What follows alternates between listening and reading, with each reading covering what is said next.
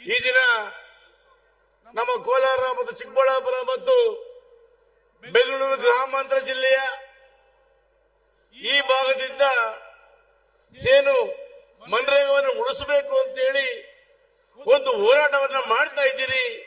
ಈ ಹೋರಾಟದ ವೇದಿಕೆಯಲ್ಲಿ ಆಸೀನರಾಗಿರ್ತಕ್ಕಂಥ ಈ ರಾಜ್ಯದ ಗೌರವಾನ್ವಿತ ಮಂತ್ರಿಗಳು, ಶಾಸಕ ಮಹೋದಯರು, ಮಾಜಿ ಸಚಿವರು ಮತ್ತು ಗೌರವಾನ್ವಿತ ಎಲ್ಲ ಮುಖಂಡರುಗಳೇ, ಈ ಸಭೆಗೆ ಬಂದಿರತಕ್ಕಂಥ ಈ ಮೂರು ಜಿಲ್ಲೆಗಳ ಸಹಸ್ರಾರು ಸಂಖ್ಯೆಯ ರೈತ ಬಾಂಧವರೇ, ಮುಖಂಡರೇ, ಸ್ನೇಹಿತರೆ, ನಾವಿವತ್ತು ಯಾತಕ್ಕಾಗಿ ಹೋರಾಟವನ್ನು ಮಾಡ್ತಾ ಇದ್ದೀವಿ ಅಂತ ಹೇಳಿ ಇಷ್ಟೊತ್ತು ಕೂಡ ಮಾತಾಡಿದಂತ ಅನೇಕ ಮಹನೀಯರು ಮಾತಾಡಿದ್ದಾರೆ. ಬಂಧುಗಳೇ, ಇವತ್ತು ಹಿಂದೆ 2006ನೇ ಇಸ್ವಿಯಲ್ಲಿ ನಮ್ಮ ಭಾರತ ದೇಶದಲ್ಲಿ ಮನಮೋಹನ್ ಸಿಂಗ್ ಅವರ ಕಾಂಗ್ರೆಸ್ ಸರ್ಕಾರ ಇದ್ದಾಗ ಈ ಭಾರತ ದೇಶದ ಹಳ್ಳಿಯಲ್ಲಿ ವಾಸ ಮಾಡತಕ್ಕಂಥ ವಿಶೇಷವಾಗಿ ರೈತಾಪಿ ಜನ, ಬಡವರು, ಪರಿಶಿಷ್ಟ ಜಾತಿ,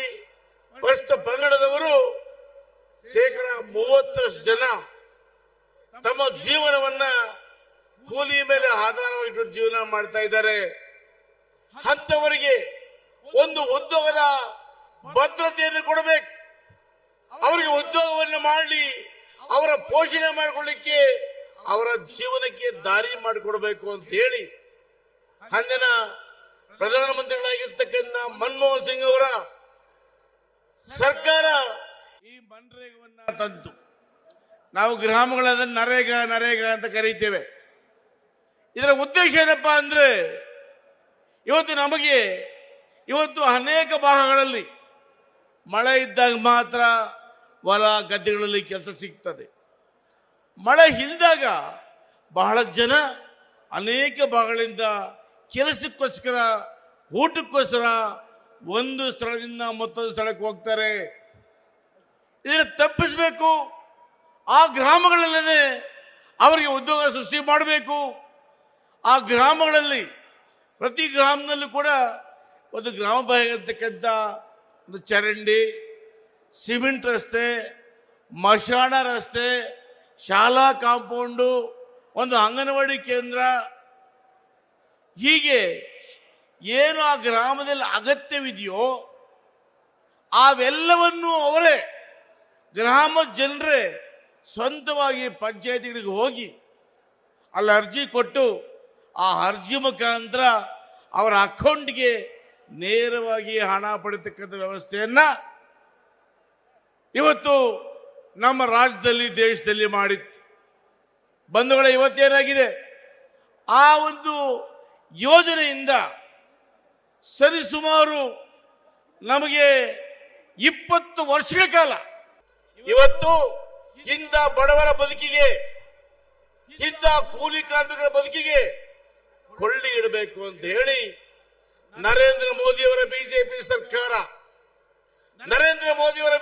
ಸರ್ಕಾರ ಇವತ್ತು ಬಡವರ ಪಾಲಿನ ಒಂದು ಮಹಾನ್ ಕಾಯ್ದೆಯನ್ನು ತಂದಿದ್ದಾರೆ. ಇವತ್ತು ಬಂಧುಗಳೇ, ವಿ ರಾಮ್ಜಿ ಅಂತ ಕಾಯ್ದೆ ತಂದು ಆ ಕಾಯ್ದೆಯ ಮುಖಾಂತರ ಇಡೀ ಬಡವರನ್ನ ನಾಶ ಮಾಡಿಕೊಟ್ಟಿದ್ದಾರೆ. ಬಂಧುಗಳೇ,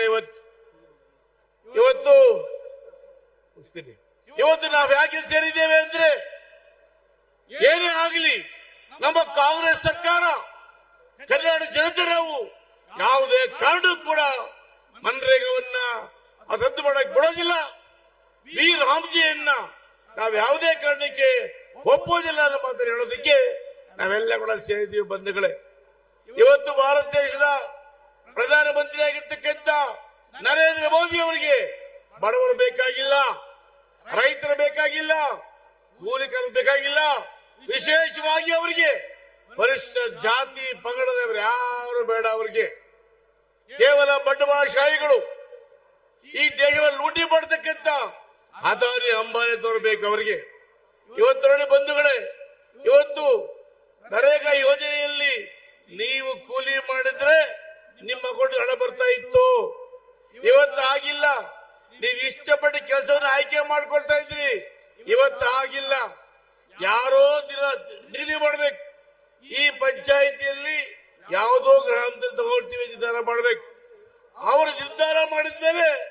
ಕೂಲಿಗೆ ಹೋಗ್ಬೇಕು.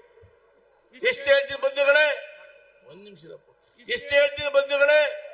ಇವತ್ತು ಹಿಂದೆ ಜೋಡಿದಾರ ಬಡಿದಾರ ಇತ್ತು, ಆವತ್ತು ನಾವೆಲ್ಲ ಕೂಲಿಗೆ ಹೋಗ್ತಾ ಇದ್ವಿ. ಈ ಮುಂದೆ ಒಂದು ದಿವಸ ಈ ವಿ-ರಾಮ್ಜಿ ಯೋಜನೆ ಇದ್ರೆ ಇಂಥ ಪತ್ತಿ ಭತ್ತೆ ಬರ್ತದೆ. ಅಂಬೇಡ್ಕರ್ ಅವರು ಸಂವಿಧಾನ ಬರೆದಿರ್ತಕ್ಕಂಥ ಆಶಯಗಳಿಗೆ ಖಂಡಿತ ಕೂಡ ಮನ ಸಿಗೋದಿಲ್ಲ ಅನ್ನೋ ಮಾತನ್ನು ಹೇಳ್ತಾ ಇವತ್ತು ನಾವೆಲ್ಲ ಕೂಡ ಇವತ್ತು ಹೋರಾಟವನ್ನು ಮಾಡಬೇಕಾಗಿದೆ. ವಿ-ರಾಮ್ಜಿಯನ್ನು ತಿರಸ್ಕರಿಸಿ ನರೇಗಾ ತರಬೇಕು ಅಂತೇಳಿ ಒತ್ತಾಯ ಮಾಡಬೇಕಾಗಿದೆ. ಅದಕ್ಕೆ ಹೆಸರೇ ಕೂಡ ಎಲ್ಲ ನಾವು ಸೇರಿದ್ದೇವೆ. ಹಾಗಾಗಿ ನಮ್ಮೆಲ್ಲರಿಗೂ ಹೊಂದಿಸಿ ನನ್ನ ಮಾತನ್ನು ಮುಗಿಸ್ತೇನೆ. ಧನ್ಯವಾದಗಳು.